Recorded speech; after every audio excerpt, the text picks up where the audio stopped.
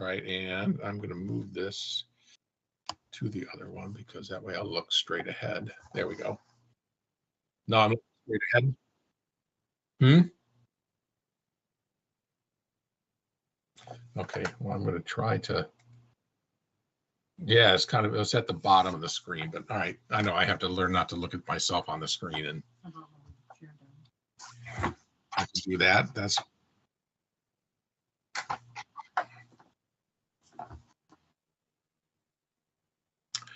Hi, this is Robb Seltzer, and welcome to my story. So I'm here. Hopefully, there are many of you out there. I can't really tell who's out there right now, but I'm going to talk to you about my surviving my aortic dissection. I'm sure many of you that are there know me and know who I am, so you may have heard this story, but it's never really tiring to tell.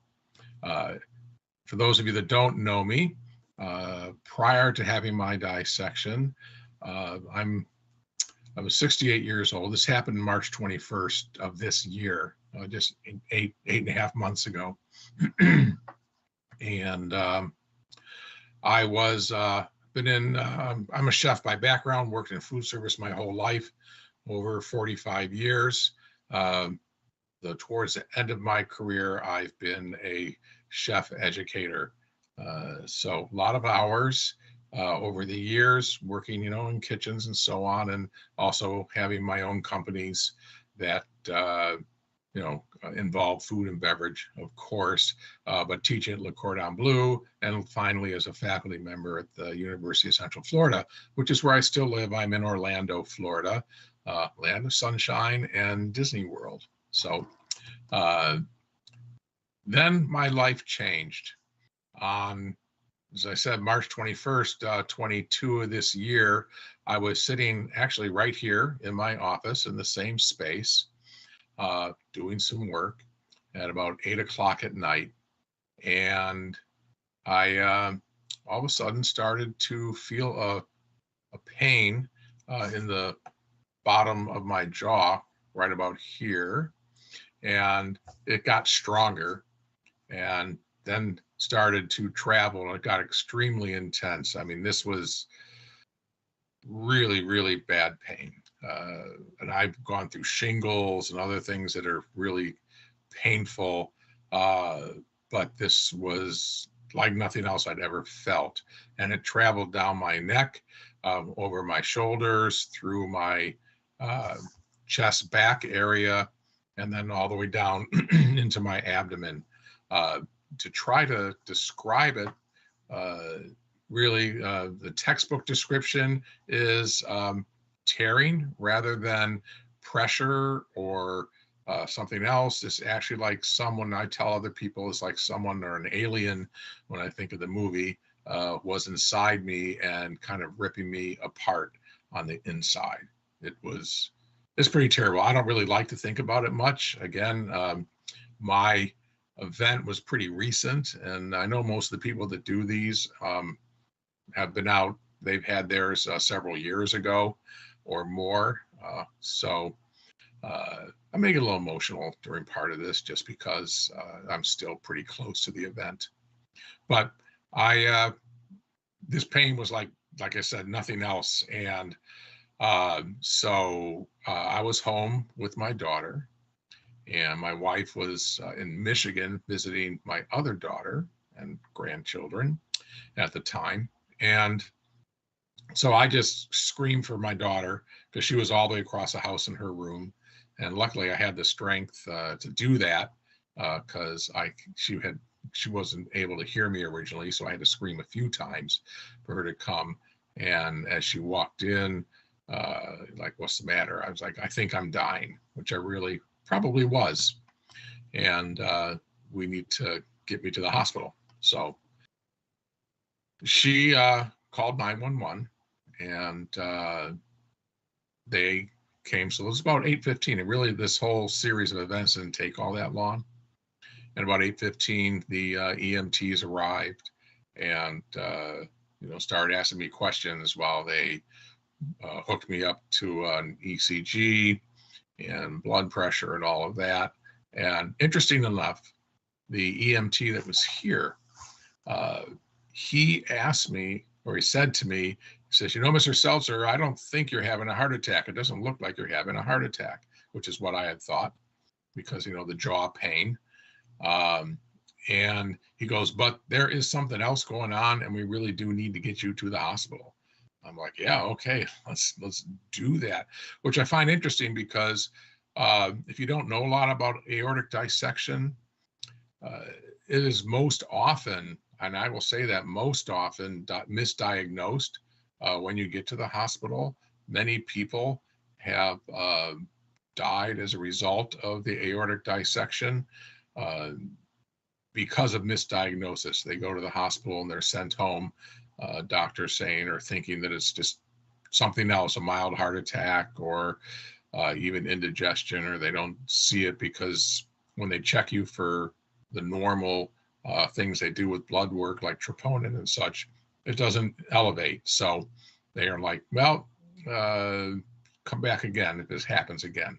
And people go home and sometimes they just pass away. Luckily, so they took me to the hospital. After a few minutes, we're in the ambulance and they're just cruising. They weren't all that concerned. And but about halfway to the hospital, all of a sudden, I heard the EMT took another ECG, and then he shouted at the driver to hit it, let's go, because there'd been some sort of change. And so all of a sudden, there's lights and sirens, and I'm sure he gave my daughter, who was following me in her car, a sudden heart attack because, you know, she's just driving along an ambulance cruising about 45 miles an hour. And then all of a sudden lights and sirens and running red lights. So luckily she didn't do that, but I know that it scared her a lot. And I'm sorry for that.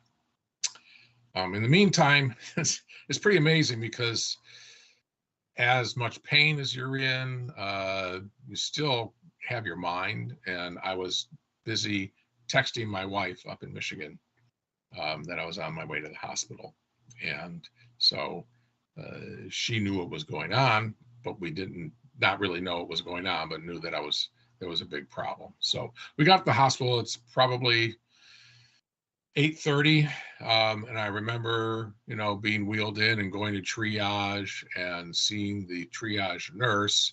And from that point on, I don't remember a thing, honestly. Everything I'm going to tell you is really what's been told to me by other people, mainly my daughter and my wife, because I wasn't there, at least in my mind now, because they tell me that I was wide awake, cognizant, at least for the next few hours, because I was signing papers and giving information and everything, but I do not remember a minute of it after that point. In fact, not until I woke up in the ICU after the surgery. That's all a blank.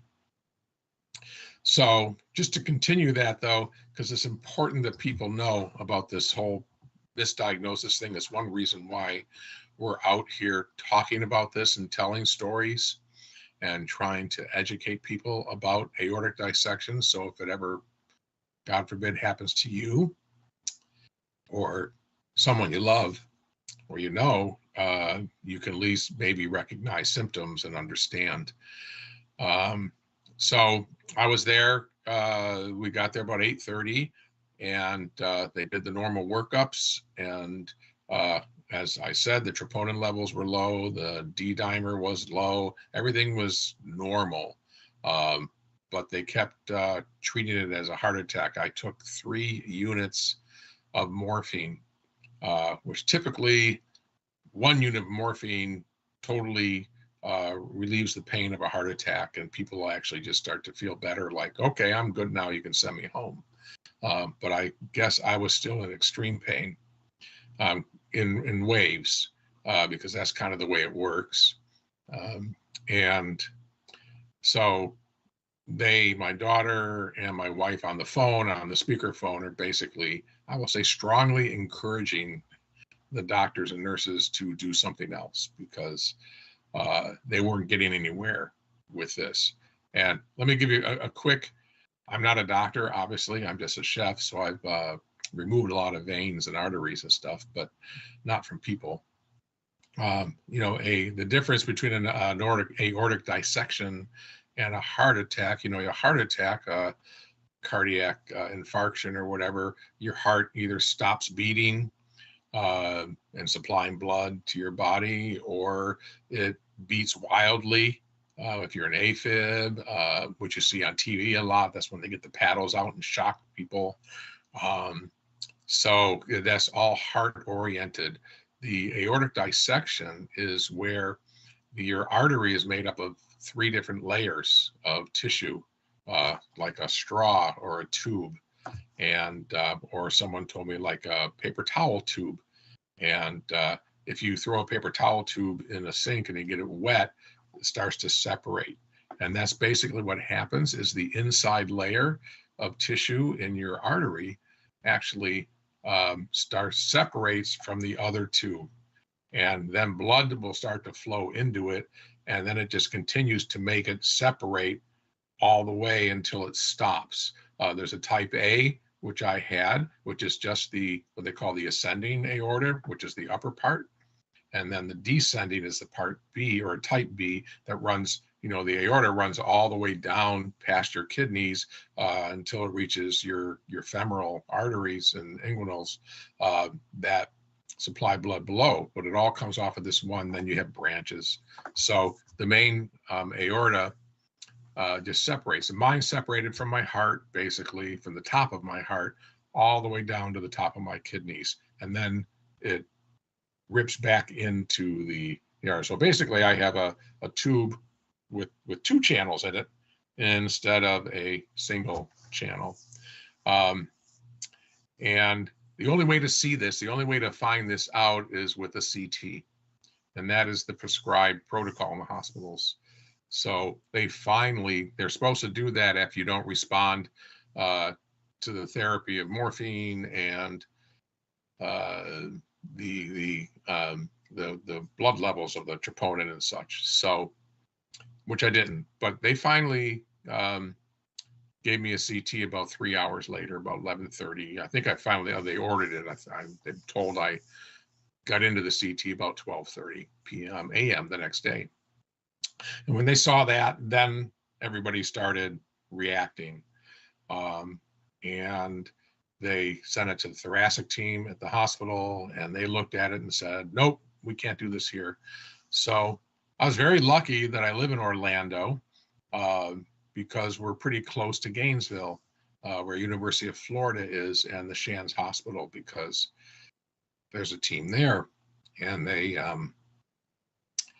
they're kind of ground zero for aortic dissection.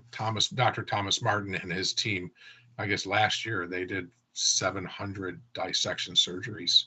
But in the Southeast United States, they are ground zero, and they're also just one of the leaders in the country for research and for a lot of things that have to do with dissection. So I was airlifted, and when that team came on the helicopter from Gainesville, they flew down with the surgical team, picked me up, filled me full of fentanyl. That's when I finally passed out. And they took me up to Gainesville, and the rest is kind of history. I woke up the next afternoon about, 3:30 or something in the afternoon, because it was around an 8-hour surgery. They started about 7 o'clock in the morning. And I woke up in the ICU. I was intubated. I couldn't talk. It was like, wow, what the heck happened to me? And I guess that's good, because I don't really need to remember all of those details in between. So it's quite a traumatic experience. And you need to understand that as well. I didn't really understand trauma until this. When you think of a trauma, trauma is being shocked or having a really a terrible car accident or some sort of accident or something that happens to you that can traumatize you. Well, this was a physical trauma that was quite, well, devastating, and also a mental trauma as well. Even my doctor told me that, he says no person should go through that amount of trauma that dissection patients and myself should go through, because again, mine was both the A, B. A lot of people just have an A or a B. My having both. So during the surgery, I found out that there's different things they can do depending where the tears are. A lot of people end up having a valve replaced, their aortic valve, but mine was fine. I have a new aortic arch, so the top of my heart, where the three main arteries branch out that go up to your carotid, to your brain, and one to your lungs, and then the aorta. That was all replaced. It's all synthetic now. It's made out of Dacron. And they also replaced a little part of my carotid. They did not do anything with the descending or the B, the tear that goes down to my kidneys. That is still now considered chronic. So I walk around with that, knowing that it's there, which, I don't know, provides a little stress for me, for my wife, my kids, everybody, because that's just something in the future to look forward to, possibly, But that's the typical way that they do it. They typically just watch the descending tears.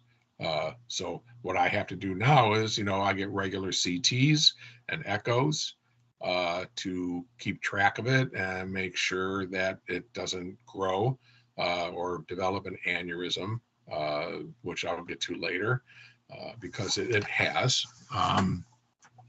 So that typically happens. In fact, I know other people in some of these. There's a lot of aortic dissection support groups, and I've met people, and I know people have gone back to the hospital many times now for aneurysms or new tears or whatever, because you're now susceptible, and also your family. So if you're listening to this, and if you've had something like this or an aneurysm, you really need to, the rest of your family, your immediate family, needs to be checked, and that's something really important. I had a genetic test, which luckily Gainesville, the Shands Hospital, provided for free, because they're also always gathering data. But if they found 92 variant genes or that make you susceptible to this. So, and if you are susceptible, if you have one of these variants, then the rest of your immediate family, so children, brothers, sisters, need to get checked as soon as possible, take the test and see if they carry that gene, and then get regular testing either way with a CT and or echo to make sure that their carotid and such and their aorta is in good shape, because it is definitely an inherited condition, but not always. It can also just be a result of, well, they're not sure, but definitely high blood pressure and other conditions that can cause that. But I don't want to get too medical, because obviously still I'm not a doctor. So I stayed in the hospital for 10 days or 11 days. I was in the ICU for about 8. On the 8th day, they sent me down to the cardiac unit, and I spent 2.5, 3 more days, and they let me go home. It was an ICU. What can I tell you? Okay, a lot of things happen. I don't need to go into detail on that, but it was not fun. But I understand that I was a short timer. Most people can spend up to 14 days, sometimes longer in the ICU, and spend 3-4 weeks in the hospital. I was home again in 11 days. So lucky for me, I was on the mend quickly and getting back on my feet. So, though that was kind of short-lived. I mean, I came home, had some home health, physical therapy, starting to walk, starting with just up and down my driveway, which if you saw, it's about a 20-degree angle. So that's a chore in itself. And then down the street and back, a few hundred yards at a time. And at one point, we were up to several miles a day, doing pretty well.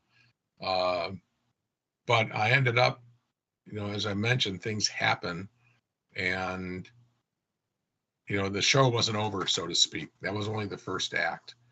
And so I've been back in the hospital here in Orlando 7 more times since my surgery. So between May and August were 6 of the visits. And then just recently, a couple of weeks ago, was the 7th visit.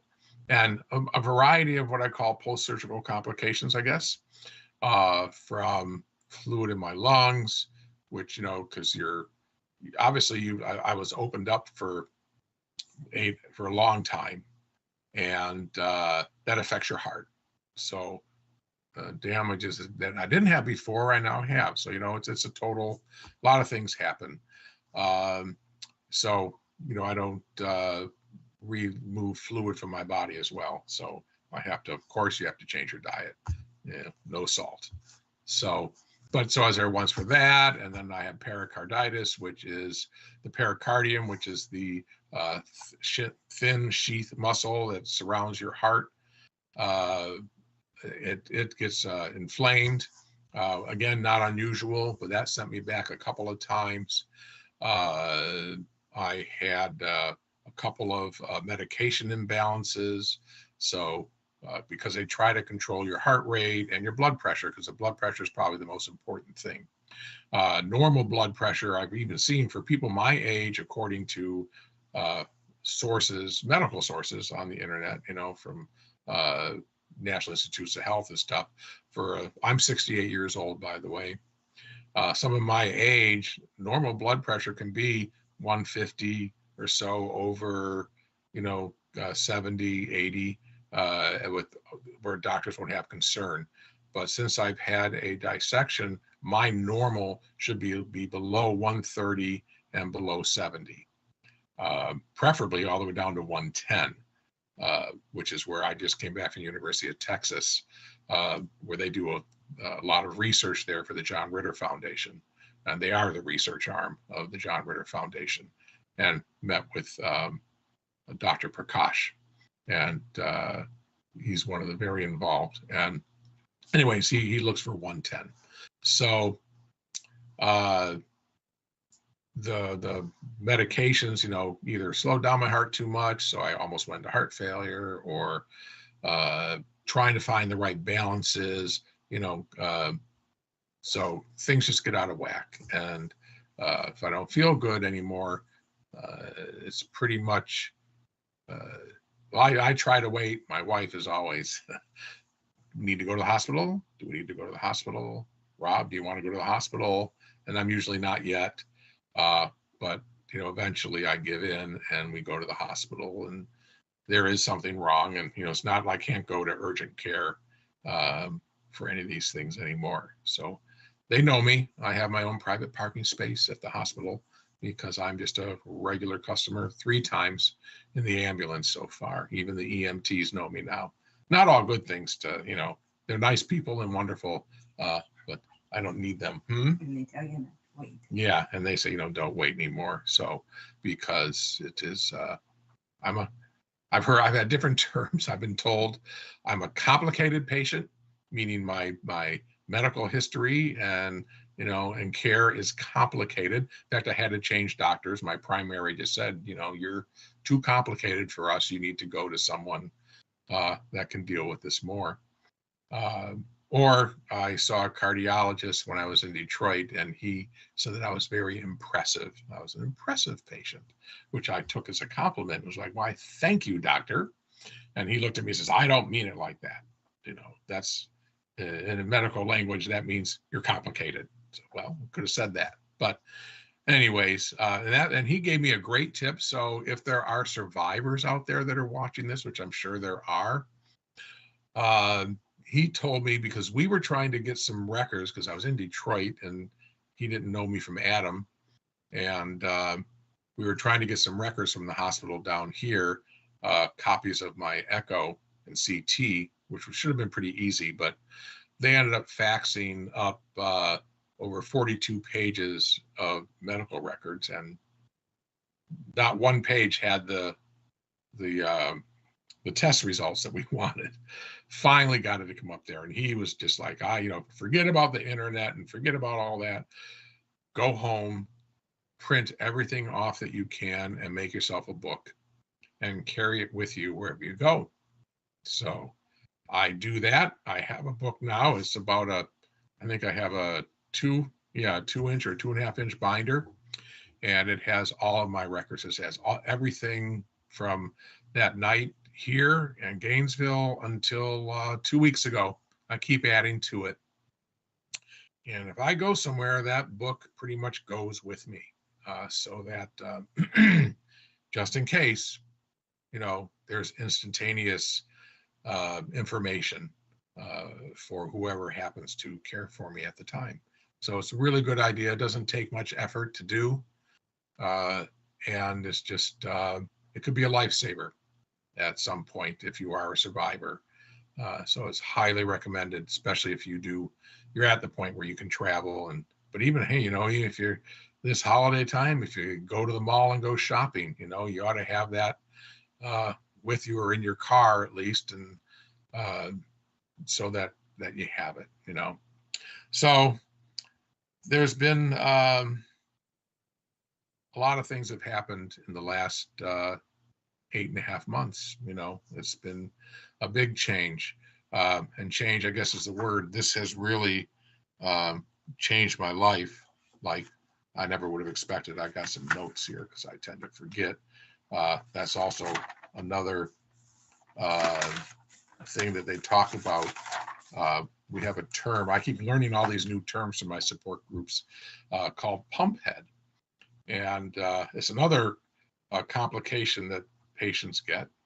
And those of you that know me, you can forgive me. So when these things happen, pump head is from spending a long amount of time on the heart-lung bypass machine. There's a maximum allowable amount of time that you can be on that machine. I mean, you understand, they're replacing my arch. They have to stop my heart from pumping. They basically, I won't say they kill you, but, they stop your heart. It's like with a transplant. So after so much time on these machines, if you exceed the limit, you can have brain damage and such. I mean, they chill you down and get everything to work slow. But anyways, when people recover and come back, they have a condition they refer to as pump head, which can be anything from memory lapse. For me, inability, it's actually made it worse, inability to recall words, which I had before, but now it's been amplified.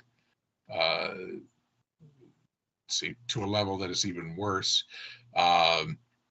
Just brain fog, you might call it as well, where you just, like you've got a bad cold, you just aren't aware, and a lot of things, and that's a result. And I've been talking to people that had their dissections even 7-8 years ago, and they still have pump head. So it may be a permanent condition. But if you see changes like that, forgive the people, or if you are a dissection survivor and you didn't know about it, maybe that'll explain some of the things that you experience that you're like, wow. In fact, that's the best thing that I have found from joining support groups like Aortic Hope and the Aortic Dissection Survivors Group, and there's many others. If you go to the Aortic Hope website, they have a resource page that lists all these support groups. But the best thing I've found is finding things in common, because you walk around and every time you have a pain, your chest hurts a little bit, or you something, you don't know, and you're wondering, wow, do I need to go to the hospital? What's happening? Is this different? But then you talk to people, and everybody has been experiencing the same exact thing. And it's just something they have found already after many years, since I'm a newbie to this game, that they just live with. In fact, that's one person said that the other day, that, I rather, if I find out that I have these infirmities as a result of it, but if I can live with them without much harm, then that's what I'm going to do. I just live with them, rather than, running to having, no one wants to have more surgery. If, again, that's not the fact. That first time I went to the hospital, there was a time, the first time I went, I didn't stay because I just refused to be admitted, because I was too close to leaving Shands, and I was like, I'm not going back in the hospital, So we really don't. Some other things that I did, part of the recovery, I mentioned, the trauma. Everybody that goes through this has trauma and anxiety, and pretty much, which is hard to believe at first, but PTSD. I think of PTSD, people that have had real violent issues, but this was kind of violent. It was violence against my body. So, everybody talks about it, and the doctors, and they encourage you to get help for it because you do have some form of PTSD. And it's true. So therapy is really important. It took me a while. You can't go until you're ready. But if this was even 6 months ago, I couldn't have talked about this without crying, just because the triggers of too many thoughts, and just pictures in my mind of situations that happened that make you, you just can't deal with. But you still have to be able to deal with it on some level in order to go to therapy. So I finally went in August. I think I started therapy. So, it's a big help, and you need to do that because you're just not the same, and you need help. Yourself and even your family members that were close to you at the time probably need to go as well, because they also have suffered with you, with your trauma. So hold on. Okay. This is my blanket. So he knows. But anyways, he keeps me calm. His name is Morty, if you don't know me. And he's 12 years old. So it's I'm still in recovery. It's funny, you use that word recovery. When I hear recovery, I think of addiction. But I think this is going to be a lifelong recovery. It's been, I've been, like I said, 8.5 months. I've been told, and I'm sure, all I can rely on is what I'm told, but it's going to be typically over a year, 12, 14, 16 months before recovery is complete, at least physically complete. So that just takes takes time. But my life, as I said, has changed. It's changed a lot. It's not the same. I don't work anymore. I had to take medical retirement. I had hoped to go back to teaching, but I wasn't able to, and I really wasn't able to. I fought at first. I really wanted to go back to work. So, because I expected to die in front of a stove one day. So, but that's not going to happen. And, but I had to retire, so which was a change. But luckily, I'm of age, so I was able to do that.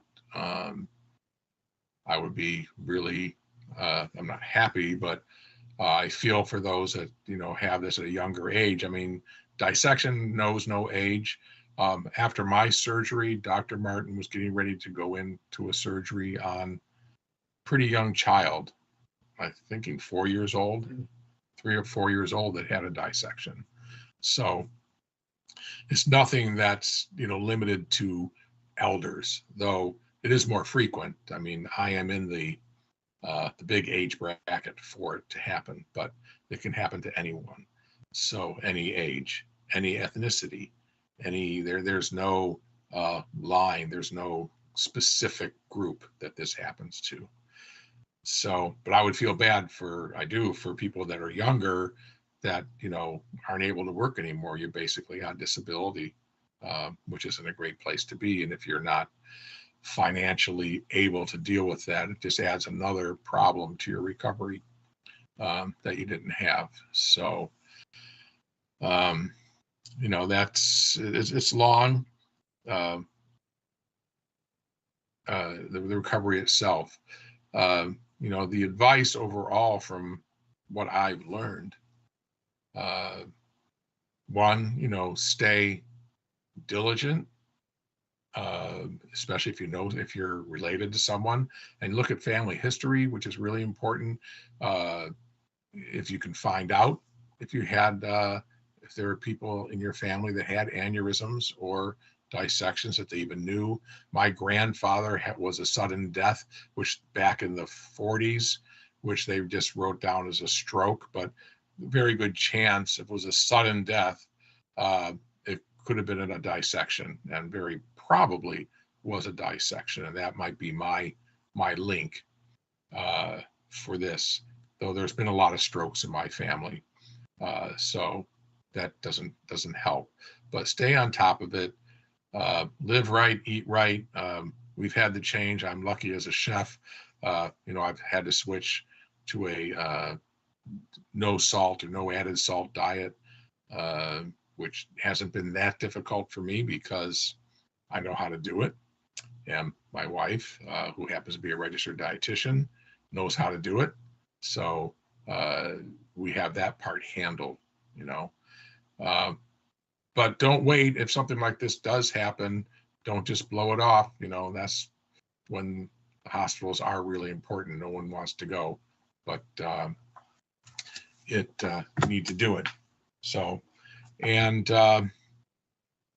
just accept it. That was the hardest part. Not the hardest part, but that was part of the therapy as well, was acceptance. And once you get past that, then a lot of the anxiety and such goes away. Accepting what happened to you, and then moving forward. And I know a lot of our memes and comments from Aortic Hope and so on are always about moving forward. Every day is one foot in front of the other. I've always said, which many other people say, that every morning that I wake up and get out of bed is the perfect start to my day, and that's the truth. So wow, I don't want to keep making things up, but I think that's about it. I'd like to actually hear from some of you that are there, and I'm going to turn it back over to the person in charge.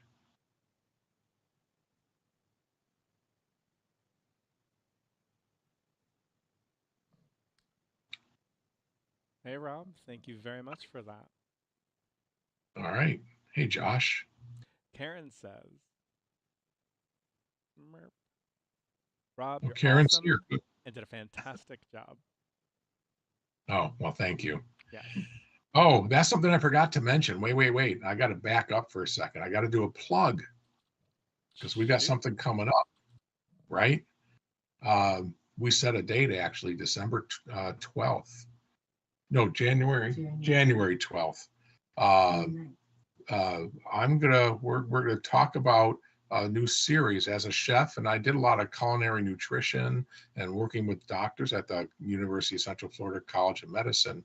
But we're going to start hopefully offering some online virtual cooking classes, healthy cooking for dissection survivors. And the first, we're just going to have a talk session about that on January 12th. It's a Thursday, one of the regular Thursday night meetings with Karen and myself, and actually my wife, Mindy, who is a registered dietitian. So we're already under the same roof, and can do some of this together.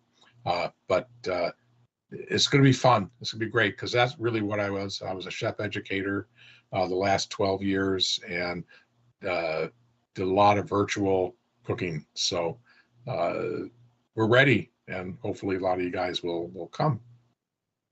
That's quite exciting. Yeah. Yes. John Brenny says, thanks for sharing your story. You're welcome.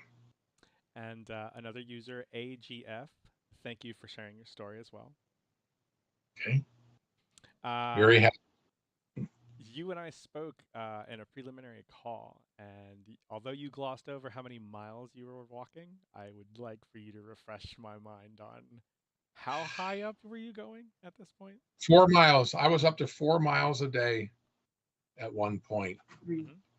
Well, there was 2 2-mile walks. Okay, that's good to hear. 2 in the morning and a 2 in the afternoon or evening. And now with some of the setbacks, I'm starting over. Okay. Okay. I can do about 1 mile a day. That's good. But I'm also doing rehab and exercising with the physical therapist. You want to talk a little bit about the rehab, like kind of exercise I got you doing?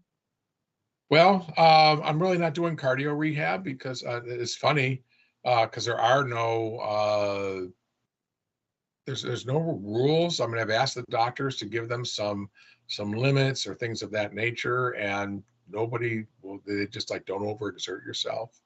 But the big things are, you're not supposed to really involve any of your chest muscles, your pecs. Obviously, because of all the work that was done up there, you can't do sit-ups anymore, which most physical therapists don't make you do those. So we're really focusing mostly on lower body and core, strengthening, the core. So I guess, that's what yoga does as well. Haven't gotten there yet. People keep encouraging me. But when I went to University of Texas a few weeks ago, when I met with Dr. Prakash, that's because I'm going to participate in his study on exercise limits for dissection patients. And we actually made a training video while I was there, which will be used for the study. And is then related to this amount of exercise that he gives you, then they do blood pressure readings, and then you have to do it for a full year and come back to a few different locations around the country for check-ins. But then he'll get all that data. There'll be 300 participants and hopefully see how it really affects your blood pressure, which is the big question. But he told me, what reason I'm really at physical therapy now is because I developed a bulging disc in my lumbar, my L3 and 4, which is causing lots of pain in my hips and legs and such. And then he told me that, well, that's really common in dissection patients, which was like, really? Because I just thought I'd call it chef's disease. All my chef friends, we have bad feet, bad knees, bad hips, and eventually bad back. Everybody, we all have the same, any older chefs, we all have the same complaints. But he said, nope, it's very common because the lack of activity that dissection patients have for such a long time while they recover. And the lower back disc issues is common. So that's another nice thing to know. I keep finding out all these things, so I can blame everything that's wrong with me now on my dissection. So, one way or another. Circling back, we've got a comment from AGF. Question: did genetics testing provide any insight into the cause of your dissection? No, it did not, because I had no matches with the 92 variants. But I'm actually in 2 gene studies. The one at Gainesville was their own that they do, but then John Ritter Foundation at University of Texas is doing a massive genetics study. So I sent DNA there, and my brother happens to live in Houston, so I had him go and give his DNA because they're looking for more. They know that there's probably more than 92 variants, and they're trying to find others. Otherwise, no, I'm assuming it was probably, my blood pressure was somewhat controlled. I've been on blood pressure meds for, 20 years or more, because I have family history. And it usually ran in the 130s, 140s, but that was with medication. So I don't know. If you go online, there's lots of things that give people potential for these types of things, Marchands and other things. But no, personally, we cannot conclusively say what happened Okay. or why it happened. Paula Stepp says, "You look amazing, Rob." Hey, Paula, love you. Glad I'm real happy you tuned in. Call my son, please. You're supposed to call my son. I like this. That's exactly how you make that happen. Yep. Call her out on in the public here, the public forum. About what? Walking. Oh yeah, my wife is sitting here telling me I should tell you. We went up to Michigan in August and early September. Was my first trip, and saw my family, kids and grandkids up there. Then on the way back down, we took a circuitous route. I hate driving 75 up and down. So we made a left and ended up in North Carolina, and we stayed in Black Mountain overnight. And then that morning, decided to take a hike. And I climbed a mountain. I climbed up to 4,000 feet that morning on one of the Seven Sisters. Yep. And that was pretty amazing. People told me I was crazy. Don't ever do that again. You really, you were out of your mind. But I took my time, and it was tough. But we had an important moment when we got up there. Kind of like, kind of reached the height of my issues, and left them there on the mountain. And told my doctor when I got back that when I saw him a couple weeks later, that I took my stress test when I was on vacation. And he didn't appreciate it at all. I said, but I passed, I'm here. So that's incredible. And that's May, June, July, August, September. So it's March is 6 months. 6 months. Inside of 6 months, you're going. Yeah, you're less going on because a it was mountain September. walk. It was Labor Day, so it was like 5.5 months. Yeah. Rob. Yeah, that was pretty. I mean, it took me a while. It was when it got steep. It was a few steps, stop, a couple more steps, stop. But pushed on till we hit the end of the trail. Excellent. Did you tell Yep. Dr. Prakash about this? No, I didn't get that much time, but I have a call with him next week. Wonderful. And I'll remember to tell him about that. Yes, please, because that's a story that needs to be told. Yeah. And say it's all been downhill since then. Right? Paula says, heart emoji, I did. So I'm thinking she called your son. Okay, I hope so. They're in the same biz as you, actually. They're IT specialists. Oh, it's a wonderful gig. Yeah. So do you have any final words of advice for the newly diagnosed, or anybody who's in watch and wait, or any recently operated on survivors? Oh, my wife keeps saying, be patient with everybody. Well, be patient with your recovery, because again, I hit that road hard. Like I say, I was doing up to 4 miles a day, and that was 2 months out. Mm-hmm. And it was probably too much, might have been too much. I didn't feel like it was, I felt good, but yeah, so be patient. listen to the professionals and say, be patient with your family. And They may see something different and- than you see. yeah, and definitely get that therapy. A lot of people just don't, and you got to do it. At some point, find when you're ready and find a good therapist that knows how to deal with PTSD, because they don't all. And that was my search, looking for someone that had PTSD at the top of their list of things that they deal with. And yeah, and that worked. It was important. So He actually went right away. that's Just doing it. that was it, I guess. I think I said most of it. Right on. Yeah. Ryan has chimed in. He says, add missing your story to the list of reasons I hate putting up Christmas lights. I can't wait to watch later. Thanks for sharing. Okay. Yeah, don't get hurt putting up those Christmas lights. You don't have to. Yeah. No accidents, so all right, very good. And don't forget January 12th. Yes, January Tune in. 12th. Yep. What? Check your calendar. I think it's the 21st.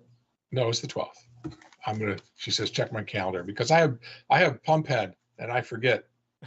So let me just double check. I did put it on the January 12th is a Thursday. Okay. Is that when we're Yes. talking about it with the group, or is that when the Yeah, schedule for we're talking. live? No, I think she says one of the Thursday. Oh, is that with the group, the Thursday night meetings? Thursday night. The both Karen, of if you she's worked there. on this. Yeah, I know. Karen worked on that. Karen and I did that. Let me see. Karen. Anna Campbell says, thank you so much. Yep, you're welcome. And it is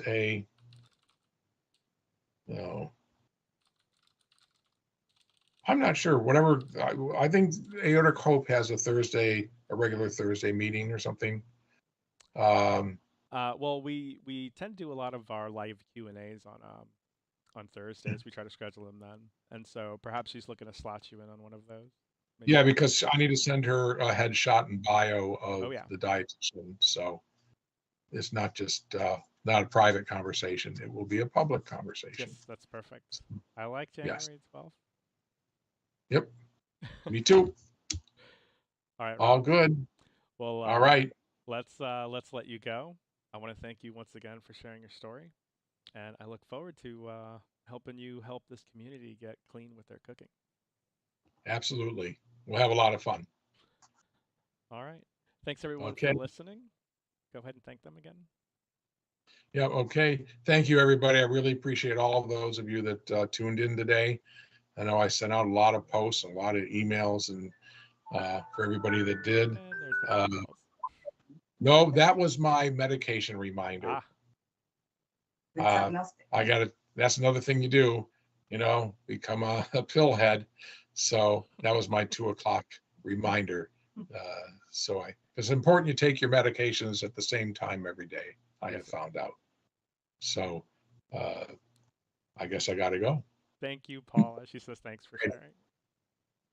All right. Thank you, everybody, for being with me. All right, Rob. You've been amazing.